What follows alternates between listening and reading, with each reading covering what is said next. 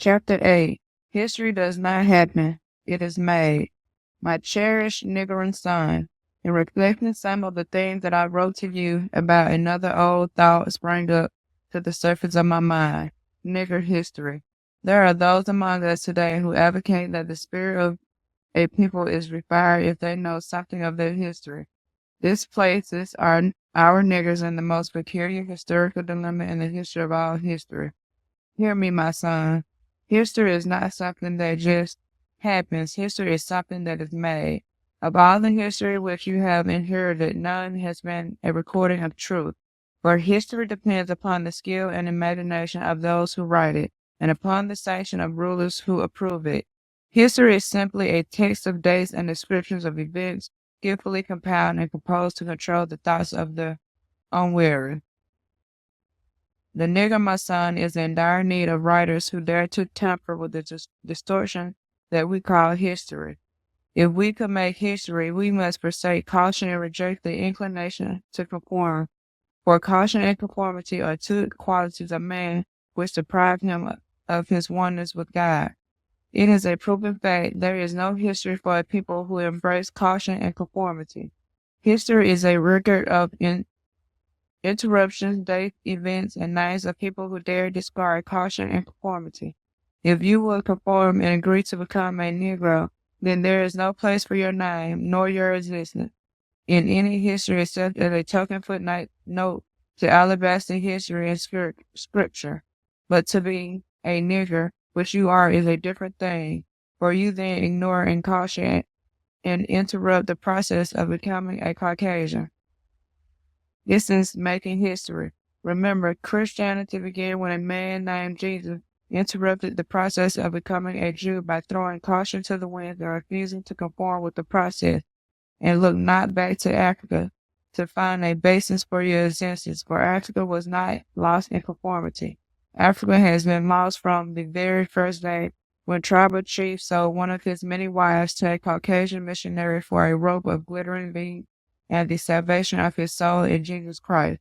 Your foundations lie not in spiritual ties with Africa, for a nigger is distinctive only in America, but your historical future lies not in becoming a Negro, but this is a process of assuring your disappearance.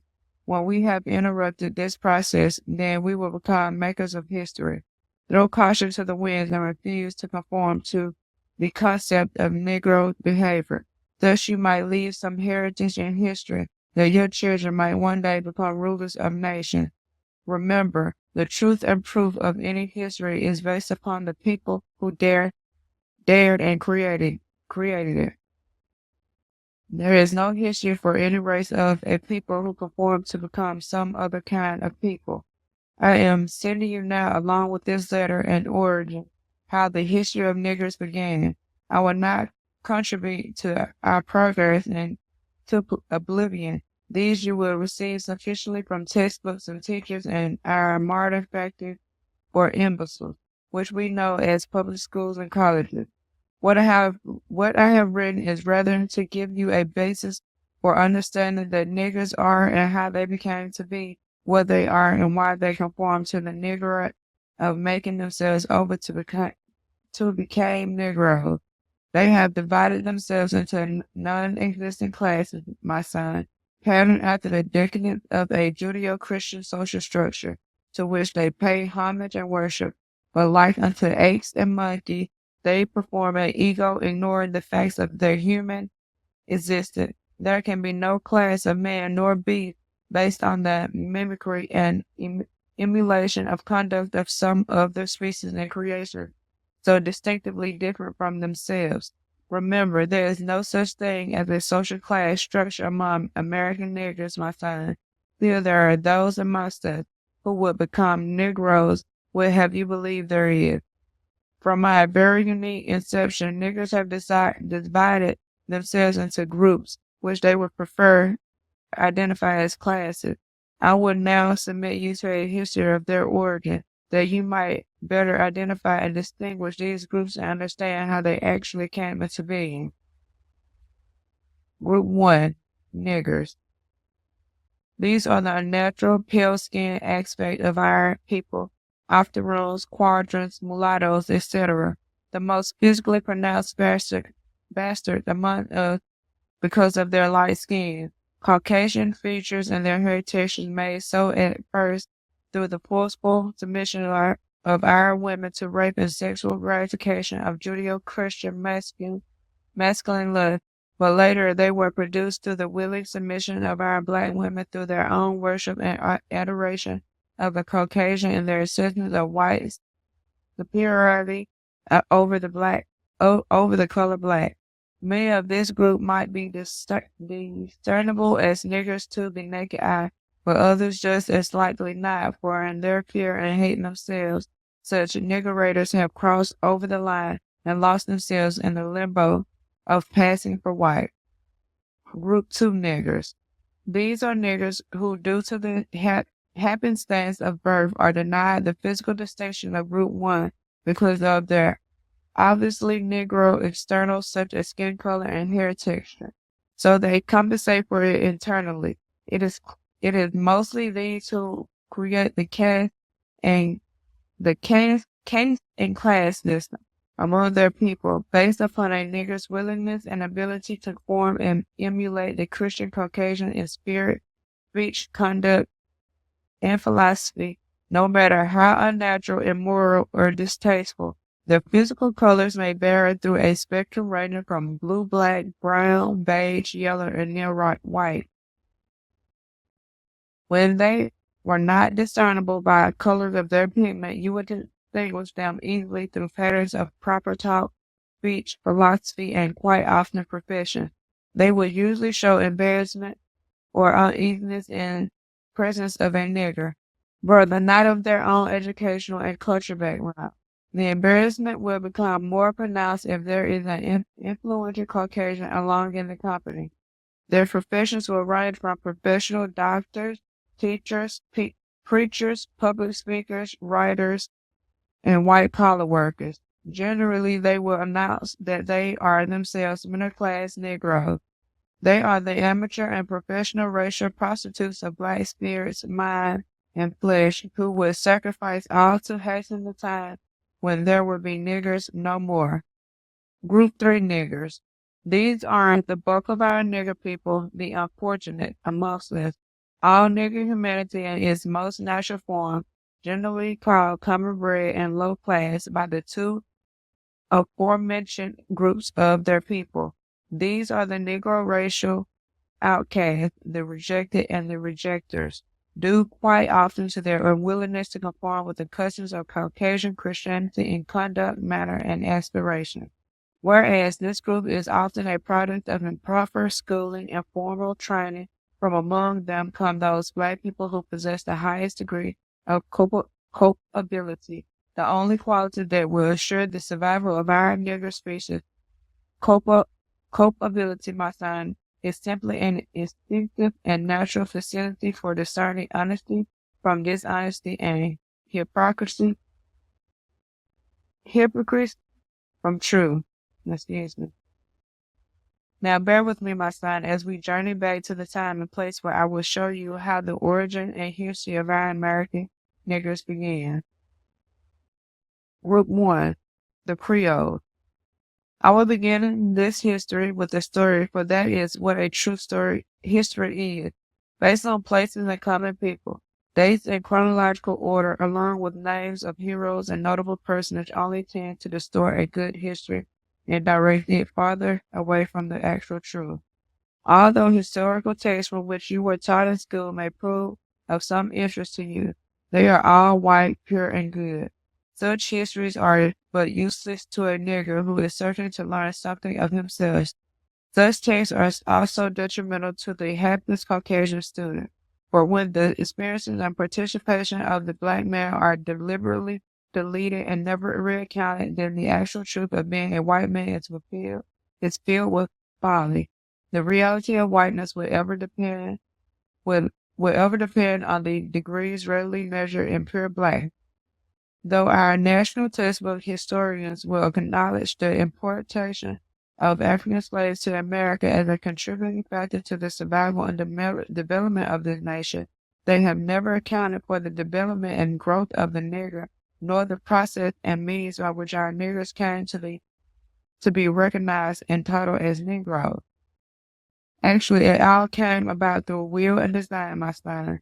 So it is through will and design that I must here take the divinely bestowed liberty to write us into account.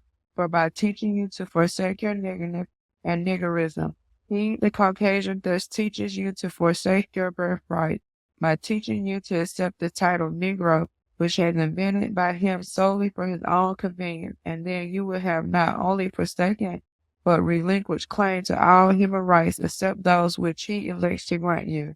For you must be remade in order to fulfill the requirement and to qualify for the existence as a Negro, an existence which he created solely for our Negro race of people, whose emancipation has been taken into consideration for nigh some 500 years. As I have related in my Genesis, in the beginning we were all here in a paradise together, black, white, red, and yellow aspects of mankind, before God drove us from the garden until the time came that he would summon us home, so this new world was discovered. Man in search of food in his beginning, by direct and sometimes indirect means, is now returning to our original home place. Perhaps those children of the East Africa and the Near East will return to lay their claims to this original paradise through means of war, but you must know, my nigger son, that all eyes are upon this continent, where there was a beginning before the Jew or the Christian were given the word. But here my concern is the nigger, who has accepted denial of himself not only in spirit, but in name. He might attain the illusory paradise of the Judeo-Christian.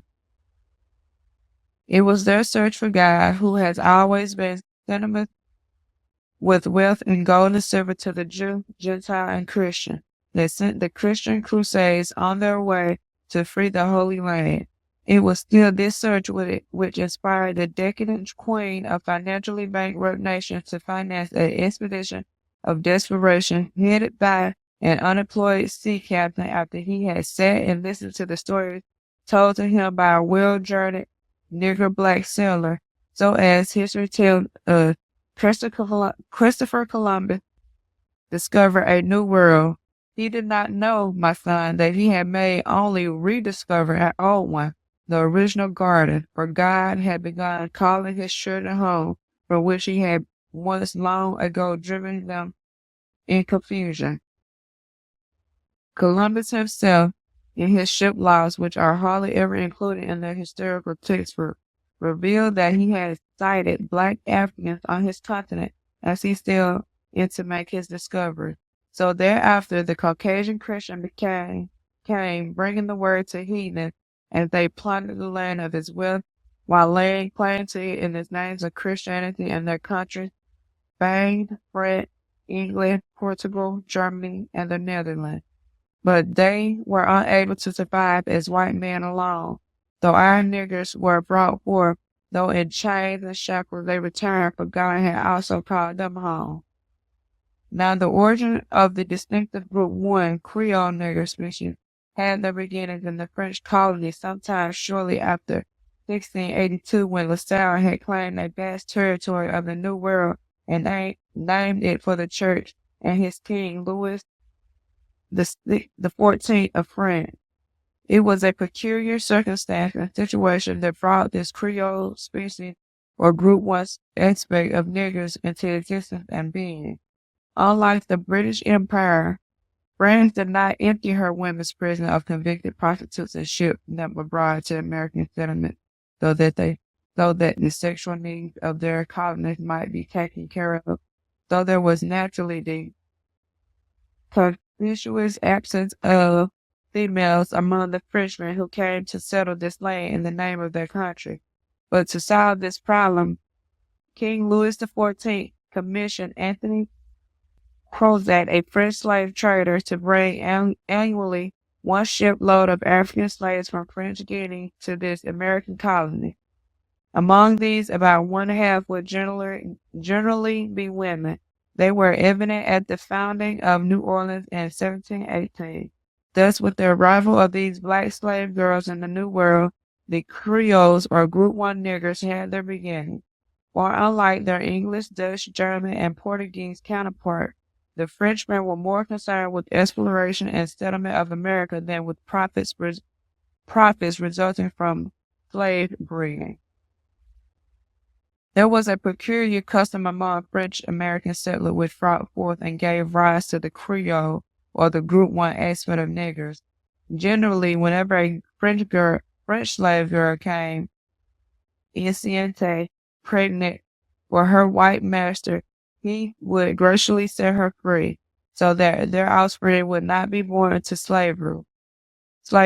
Naturally, this created a Creole society of mixed breed, octoroons, quadroons, and mulattoes, commonly referred to as gens du couleur or free jack. We can easily understand how the inherent eagerness of Nigger women to seek copulation with Caucasian males came about as a result of this custom. After more than 3 centuries, there is still a feeling among many of our women that to surrender themselves to the lust of white men in order to bring forth light-skinned bastards will affect a certain kind of privileged thrill. But the sons of God went even further in the style of Christian combination, for it also had traditional for these Frenchmen to be maintained and assume responsibility for support and upkeep of their Creole or Free Jack women. They would settle them in tiny apartments and residences along the rampart on Rampart Street. There they willingly remain available to the elusive visitations of their former masters, instilled with a feeling that they actually had been set free.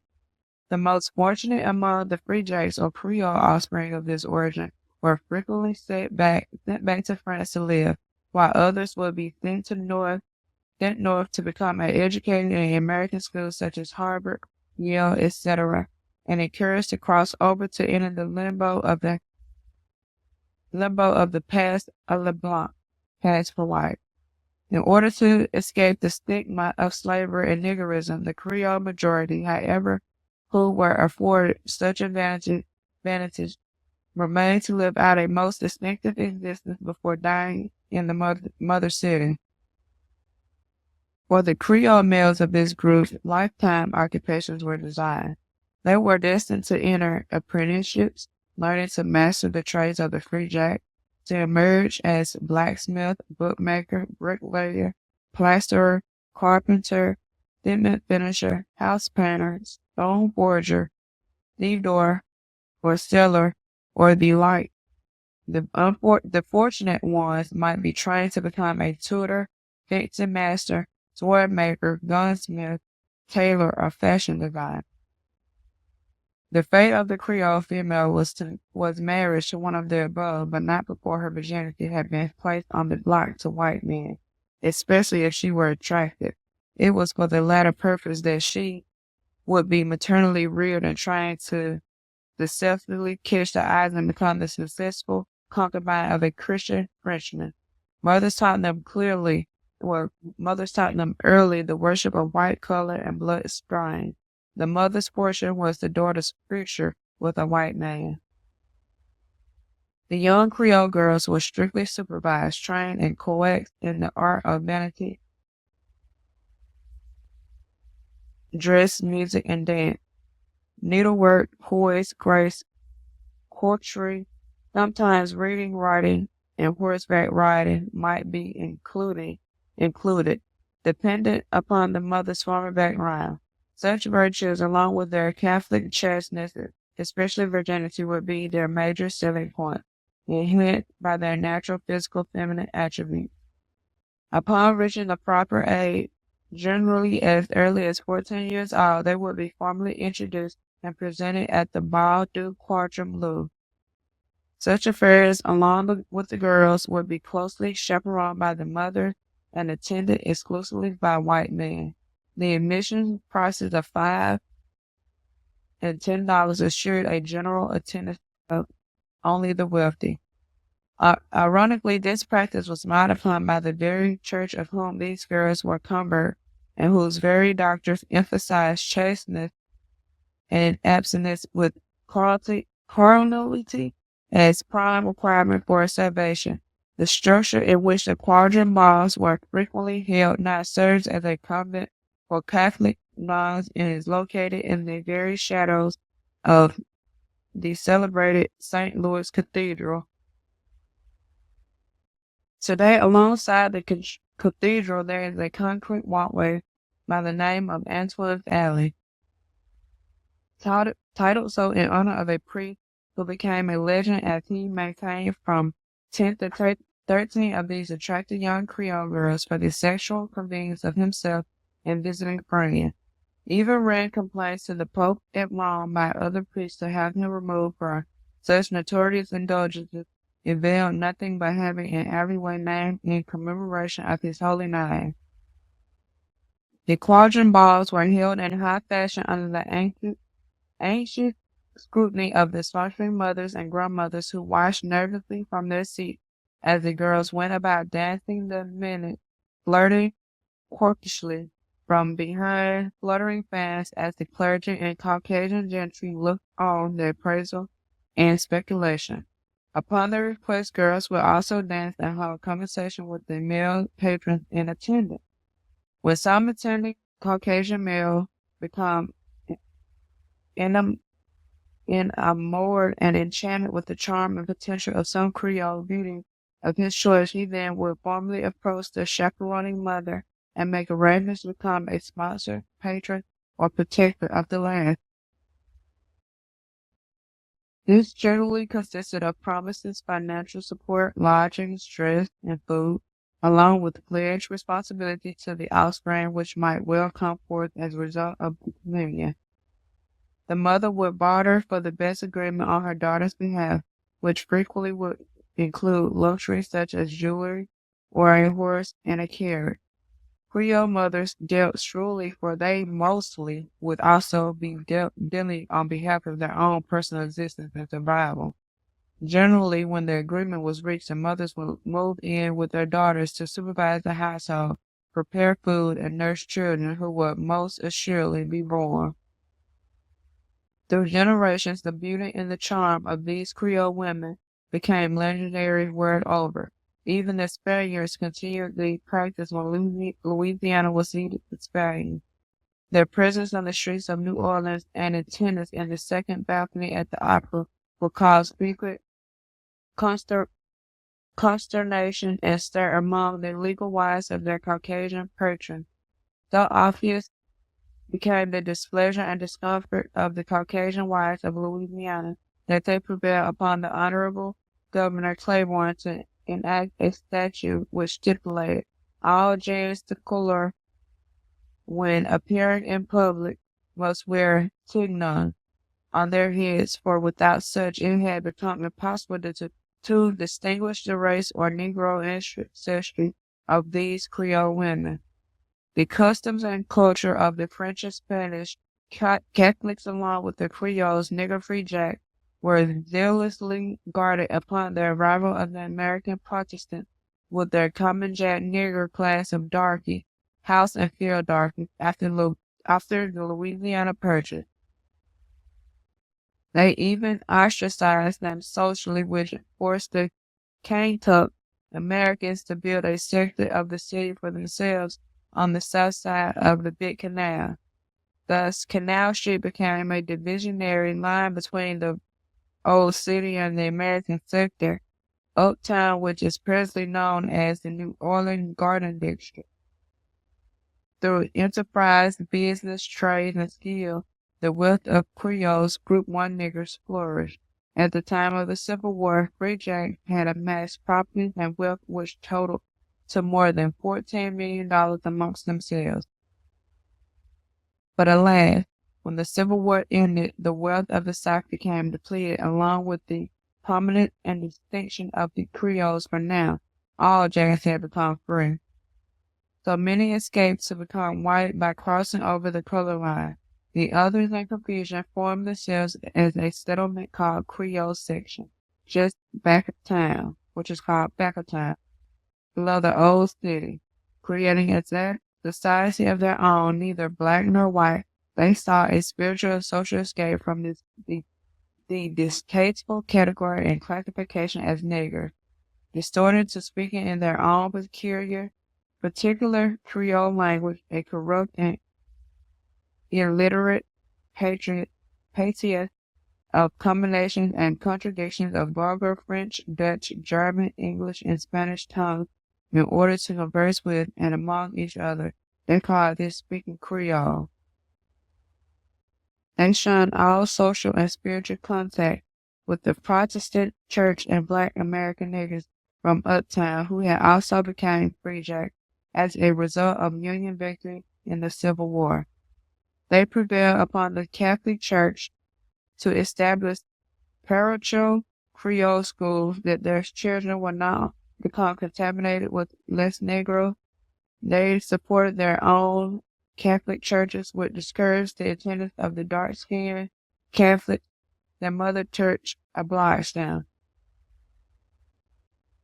Although the quadrant balls had disappeared, along with Caucasian protectors, the Creoles maintained a season of socials, lavish balls, and the debut party, where fair-skinned octoroons, quadrants, and mulatto mares attended the role of potential husbands.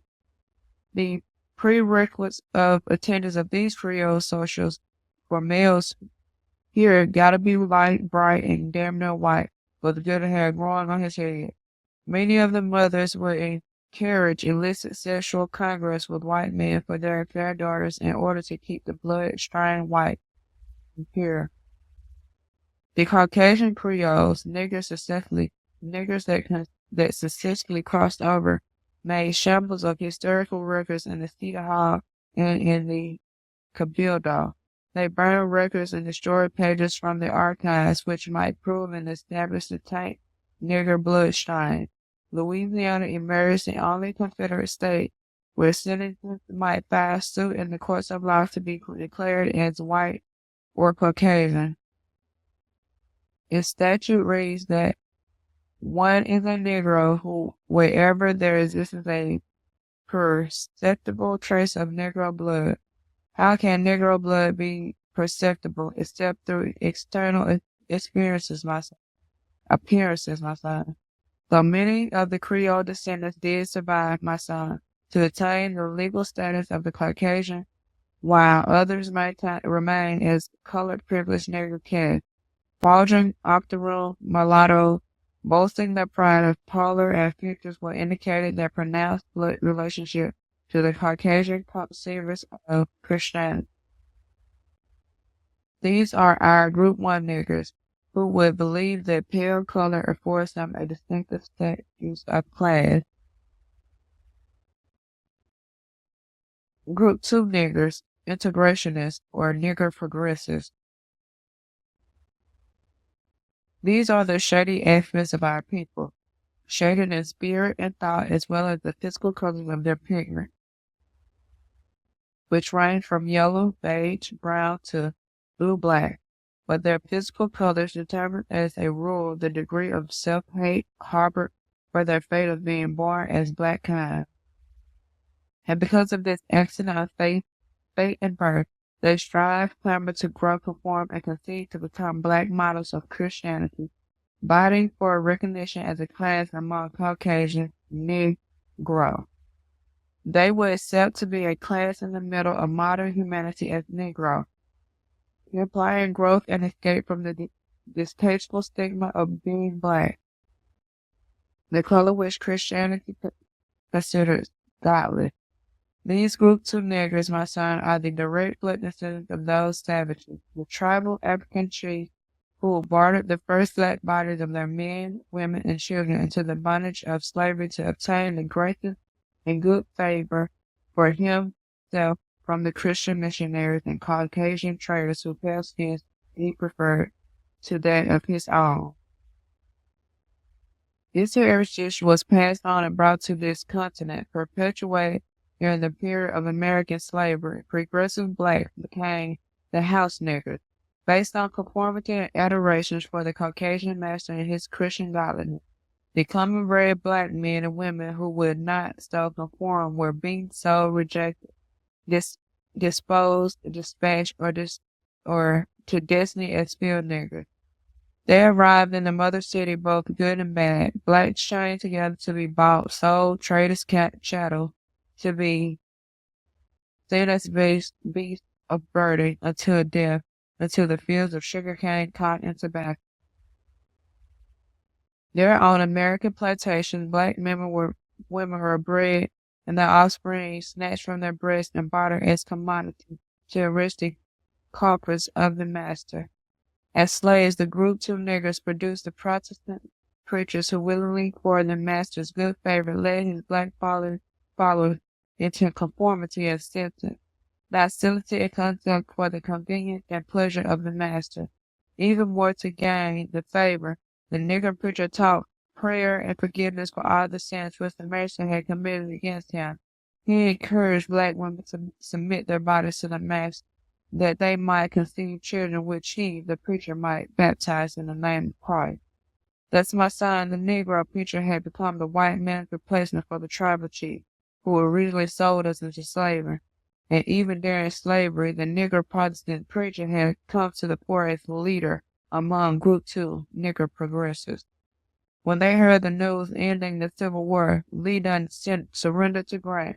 We free just like the white folks and them passed for white niggers over there across town.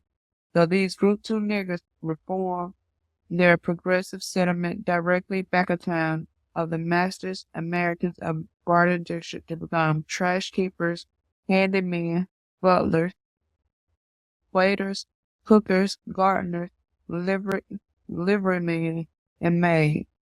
Mostly they try seriously to seek professions in which they would not have to work with our hands. They became preachers, teachers, shopkeepers, peddlers, hairdressers, uniformed bank messengers, or delivery men of groceries, ice, wood, and coal. They opened ramshackle schools and church houses and prevailed upon city fathers to add one or two public schools for their children where they emphasized hymn singing, Bible recitations by heart more than reading, writing, or arithmetic. They stressed discipline for their children with the severity of whipping such as they themselves had received during slavery at the hands of their white masters. Bear the rod, spoil the child. Whipping won't kill him fast as the white man will. If we don't take heed to goodness, the white folks did to me. They never hit me near, miss, or lick 'em wrong. Low humbleness and meekness were their words to prove our worthiness before the white folk. The progressive, my son, did then as always and now consider themselves the uplifter among our people. They attempted to acquire the houses and homes alongside to become neighbors of the white folk. To prove we just as good as they are, they scorned their people for acting like they knew. If we want white folks right, we gotta act like white. Yes, we ain't gonna give 'em to you, preachers would shout from their pulpit. Conduct yourselves like the white folks do. If you're gonna act black, get back. You're holding the rest of us down. The progressives strove to learn Latin, Greek, French, Spanish, but these subjects were not synonymous with being black nor suggestive of labor with their hands. Their community became the fertile ground for the inventions and sales of chemicals and concoctions, potions of hair, skin, applications, oils, creams, acids, grease, with which they hope to hasten that day and time when we'll be just as light with hair just as good as the white folk. In the meantime, they compensated with mode, speech, and conduct for their inability to merge Caucasian. By physical appearance, they sought to emulate the speech and behavior to gain acceptance and approval of Mr. Charlie. While ostracized by the Group 1 Creoles because of the color of their skin, Group 2 progressives formed themselves Negro society based on refinement, snobbery, profession, and instinctive formal education. The Negro society distinctively marked by manners, dress, party, home, emulating splendor of white society, but notable for white and conspicuous conception, living on the hall, putting on the dog, spending way out, above their means of income. Negro society gave them prestige among themselves and before the Caucasians who observed them. They thrilled to partake in Caucasian Sunday church services, then allowed to oblige to occupy the rear pews assigned to them, dressed in their finest finery to impress the white folk. Some colored folks are ready, because we have learned how to dress talk and conduct ourselves. When the Caucasian Christian began to reject such practice in Negro society, the progressives who were ready did not see nor interpret this as a form of Christian bigotry, but laid the fault on the common bred niggers of our race. These they damned for holding us back. The top rung of the ladder among Negro society was generally conceded to the doctor and were members of his immediate family, with Negro pharmacists and his immediate relatives relegated to a close second place for a druggist who was addressed by the title of doctor. Then came Negro educators, college presidents, school principals, deans, male instructors, who were generally all addressed as professor, short to professor. Next in the social ladder was the female teacher, who had earned the right to publicly address as Miss or Mrs. They came in line undertakers, embalmers, life insurance executives, and salesmen. After these, in the parade of social Negro prestige would be the civil servant, government workers, clerks, mail clerks, carriers for city and state. These were followed by butlers, chauffeurs, in which white home, head waiters, white bellboys, and bell captains in prominent hostelry and Caucasian restaurants. Then railroad men, sleeping car porters, then railroad station porters, and red caps. The more the profession called for physical exertion, the less prominence and prestige in Nigger society among Group 2 progressives of the race. Group 3, the common bred Nigger outcast. Common bred outcast was the title bestowed upon this underprivileged group of our black kind assigned by the light-skinned Creoles and the dark-skinned progressives. For these common bred outcasts were met with contempt and resentment among their own black kind, equal only by the former experience in slavery. These was our country field hands, black farmers, and sharecroppers who fled from the cruel humanity of rural alabaster bigotry and ignorance immediately after the war between the states. The minute that freedom was declared, they came in droves and in numbers before ever learning the meaning or even the spelling the word freedom. They were received with annoyance by the alabaster peers and rejection from their niggerated city cousins, whom they had traveled forth to make communion with, that all niggers might work out destiny in togetherness. They came eager to learn to work, give to receive, and the cause and liberty for our black kind. Theirs were the black shoulders and muscles which we came to know as the forces of labor. Remember, these are the sturdiest of any people, my nigger son, and it is within the power of their collective souls and spirits that the hopes and aspirations of our niggers will survive or come to know futility and ultimate failure. They had fled the tyranny of rural transportation of cane fields, cotton, tobacco, seeking improvement and relief in the progress of city life is enjoyed by the seemingly more fortunate of their kind, but were met with hostility on both sides, revulsion on behalf of dude yellow, class white niggers from downtown of the mother city and them dark-colored, high-faulted uptown niggers. But the common bred outcasts remained in the city, for their will to survive is eternal. They became the bulk and the backbone of the vanishing profession which had come to know as common day labor. They dug the ditches for our sewers and outhouses. They laid the cross ties and the railway lines, erected the telephone and telegraph poles, and strung out the lines in between them. They were the road gangs. They graded the highways. The city street sidewalks were traveled. They were the firemen who stoked the locomotive engine. They unloaded and reloaded the boxcars and transport. They were the stevedores who emptied and refilled the tugboats, freighters, and steamships that sailed and ferried to and from the seaports of the basins, canal, and the river wharves and the ocean. They were the barkeeps, the shopkeepers, janitors, washwomen, the cook and handyman, and the gardeners, the extras, waiters, waitresses in the private white homes, hotels, and the colored cafes. They were our entertainers, dancers, singers, makers of songs, laughter, and frolic. These common outcasts among niggers who also gave us the gospel, the joke, and the ditties, jingles of horn, the nigger spiritual, the gut bucket stomp, and the funk of the low-down blues song. They were the creators of blackface farce comedy, the minstrels, and the low-class nigger burlesque. And above all this, they gave to this nation its only indigenous music art, from which we have come to know presently as jazz. And note, my son, the ironical fact that from these third group niggers, the discarded amongst our Nigger have come the only vital contribution to the spiritual and cultural welfare of our existing young American nation.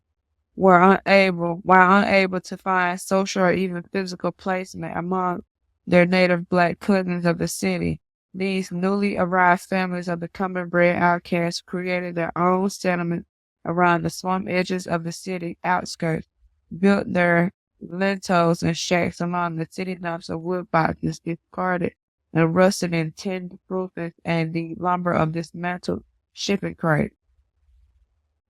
Gradually, they took over to rent for the dwellings the ghostly cast-offs, railroad boxcars which lined the yards of cities' abandoned railway sidings. They built waterfront shanties along the miles of the basin and the riverfront levees. The more fortunate among them became the inheritors of the rotting, condemned tenements of Storyville, of the Third Ward, the cesspool for the discards of humanity. Storyville, the most original and legendary, America's foremost and first of its many black nigger ghettos. Storyville came into being, my son, as all of our black nigger ghettos do, in man's questionable attempts to improve his lot by isolating himself from the stigma that he himself imposed upon his fellow kind. It all started and came about in the year of 1879, when the mother city of our nation was basking in the heyday of funk, sick, corruption, death row. Prostitution, social, moral, and physical, was considered the city's biggest problem, but most of the emphasis was on the physical prostitution, whoring, and had become the mode and fad among the daughters of our mother city. Prostitutes were so prominent that they had begun to rank by among the city's most respectable elements. Prostitutes would acquire the most valuable property in and among the finest and most exclusive neighborhoods, then transfer such homes into whorehouses, much to the alarm of our Christian protectors of morality, who stood idly by while it flourished until it finally came to impose upon their own private comfort. It was then, in the year mentioned, that an ambitious politician and elected city alderman whose name was Sidney Story came forth with an ordinance which the fathers adopted intended to curb the spread of prostitution.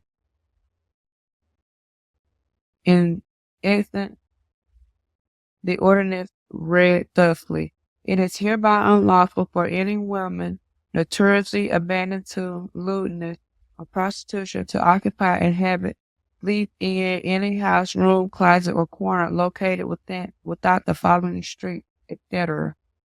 It went on to name the boundary stipulated street where prostitution would not be legally tolerated, but it mentioned nothing as to what was not to transpire legally within the streets of the sector. The ordinance was taken at its word, or lack of words. Thus came Americans' foremost of, if not first, legalized red light district, which the natives who lived there named Storyville. in order of the aldermen who had made its existence possible. The decent elements of the city, white and black, fled their sector of the city, signaling the takeover and occupancy by the common-bred niggers who moved right in alongside the depraved white trash who elected to remain there. Storyville grew to reach its peak around 1911, but in 1918, during World War I, it showed very few signs of being on the decline, for it boasted more than 18,000 working prostitutes, all jam-packed into a confined area, little more or less than 10 square city blocks. At least 3/4 of its whores were black women. The area included part of the city's industrial section, the Basin Canal, the riverfront, the old French sector, and the Chinatown, with its temples, restaurants, shops, fronts, laundry, its gamblers, hatchet men, and dens for the seekers of opium. Inside the area were also pits for dog, bear, and cockfight, gambling dens, lottery wheels, dope trafficking houses, rooms and stalls for whores. Basin Street was the most noted for all its thoroughfares where all the dark and light folks met, and the fun of music, dance, despoiling, and death. Rampart Street was next in note, turning north to south, bisecting the famous Canal Street, which served as the city's principal avenue, dividing the uptown sector from the downtown sector.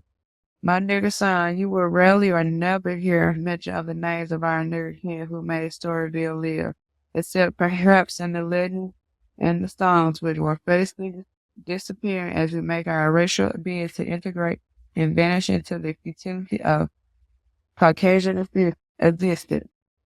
No historical records were kept for Storyville's nigger black outcasts. Few of them, if any, had acquired sufficient school education, along with the luxury of time to write and keep records of their doings and their deeds and the names of those who performed them. The two elevated groups of our nigger children, Group 1 and Group 2, felt it is shameful to even acknowledge their existence. So it is here that we have lost the most vital part of our history. Even the distinctive music of Storyville, along with an outcast nigger musician who developed it, were ignored as artistry and artists by the two elevated groups among us, until the Caucasian turned to acclaiming and acknowledging them. Negroes even clamored to be rid of the memory of Storyville's black personality, whose lives, living and dying, had made such music possible. But Bad Man Stuffley, Sweet Billy Lion, Funky Bud Lou, Black Money, Sweet Black Albertine, the two famous groupers, Liver Tongue Louis and Blue Tonsils Moore, Rope Tick Shirley, Greasy Dick Green, Dirty Dog Daniels, Fat Mama Lucy, Skinny Butt Slim, Joe the Grinder, Dirty Deer Fat, Freckle Face Van, Bull Dyke and Black Mildred, Frog the Pimp, Sugar Man, Whitfield, Baby Doll Esther, Sweet Pie Brown, and others among them whose very struggles for survival and existence got into the blues, not only its actual meanings, but served to make it meaningful to the musical geniuses who created it. Then, my son, there was among Storyville's notorious the Queen, the greatest of them all, Lulu White or Mahogany Hall, whose life living served as an inspiration of Storyville's women, just as her Caucasian counterpart, Madame du Barry and Mary Antoinette, must have served their own, for Lulu White is, without dispute, probably the most fabulous of all American courtiers, black or white, and anywhere else in between. Why, except for her racial origin, along with the snobbery of Negro historians, Lulu White might have taken and held her place in history as not only one of the most prominent procurers of his nation, but as one of the most influential women in America. During her reign, her whorehouse along Mahogany Hall, with its lavish furnishings and trappings, carried an assessed value of more than $100,000. The assessment was made in the year of 1911, when the price for the skilled labor was but $2 a day and less. Lulu White once issued a public letter to any woman in the city, white or black, rich or poor, married woman or whore, to match her private personal collection and jewels. None it is will to aid came forth to honor her challenge.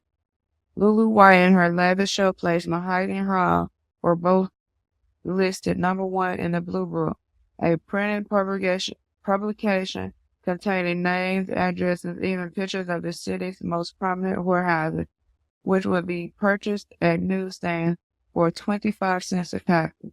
The names of the members were printed in capital letters while names of the hostesses were listed in small print.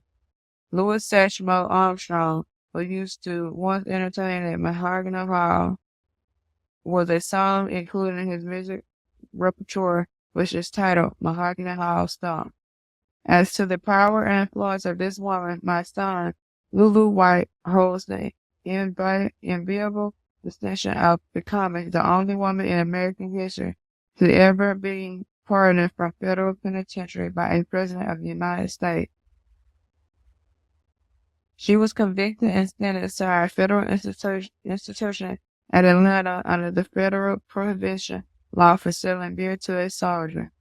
This was a signal event that marked the unusual end of Storyville, an ending just as unique and unusual as its beginning. When the war was declared upon Germany's character, Wilhelm, New Orleans at that time was considered second port United States, with New York City as the first. There was grave concern in our nation's capital at Washington, D.C. for the health and welfare of our troops who were to embark at the port of New Orleans because of Storyville. Attempts were made to prevail upon the mayor and city fathers to call an end to the activities in Storyville as a special concession to the war effort. When such a proposal was rejected, then the U.S. Secretary of War elected to place New Orleans under military rule for the duration of the war. It was then officially declared that Storyville would be no more. Someone even helped the process by setting fire to some of the existing buildings. Many of the natives fled. But Madame Lulu White remained in defiance of the law, just as she had witnessed so many of her prominent Christian patrons defying the natural laws of God and love at Mahogany Hall, and rewarded her for the privilege of doing so. So Lulu was convicted and got time for a short stretch of in Atlanta, where she went on to make history at the cost ranging somewhere between $25,000 and $50,000, and a direct response from Woodrow Wilson, our idealistic president who took time out from his business at the Paris Peace Conference while forming the League of Nations to sign a presidential pardon for a Nigger woman prostitute, thus vindicating her role in the pages of our negligent history.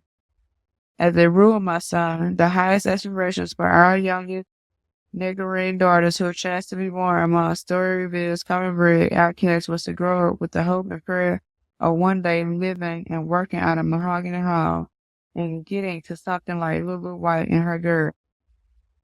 But few of them ever made that high and that far. Mostly they lived to watch their dreams wither away, along with their bodies and amid fumes of stink and stench of diseases, the foul smells which rose from the stagnant slop and slimy grain filth of the street gutters replenished daily from empty piss pipes and slop jars filled to the brims from the night before. The lions and drays would be smothered in these odors as the hot summer midday sun bore down its heat upon those fetid gutters, boiling the contents that they bubbled, causing a sickening savor to rise and fill the air and mingle with the odors of stale body sweat, homebrew, gin, and cheap Chinese incense that burned within the houses and cubicles, escaping from the windows to blend with the thickening sweet odor of dried cologne, intermingled with the sugar-heavy perfumes of natural honey, suckle blossoms from the vines which grew to climb the rotting green facade of each dwelling. But it was the nights that gave them hope, for they were children of darkness and the night. By night they lived these nigger outcasts when they received visitations from the horny male, the Christian and Jew, black and white, the lustful males of group one as well as group two niggers, father and son alike, following the patterns set by their Caucasian peers, who awaited the darkness to prowl and plunder, searching for their salvation and their sanity through sexual right and depravity among the very human discards whom by daylight they lived to despise. At night, mist and noxious odors came from within, floating from doors and windows. Sometimes laughter and music, the thumping of a piano, the plucking of a guitar, a mandolin or a banjo, and often a drum beat or a tambourine refrain. Thumping feet of dancers sometimes say him a mournful blues or a wail. The prayerful peal or squeal of human misery and pain, along with occasional cry of joy and delight, riding the crest of spectacular profanity, curses, and heavily plea, screamed out and shouted from the suffering throats and mouths of the neighborhood inhabitants. These were the sounds of Storyville, and our black people in darkness will later be put to music. The degradations, misery, and exaltation created particular sounds which were to be captured, contained, and released in song by the nigger black American heroes and historians, the fathers of jazz and the blues, with such names as Kid Ory, Sidney Bechet, King Oliver, Barney Bigger, Papa Celestin, Joel Robichaud, Fat Pichon, Fats Pyron, Lawrence Armstrong, and others whom the concoctors of formal history have ever forgotten or never researched far enough back to learn of them.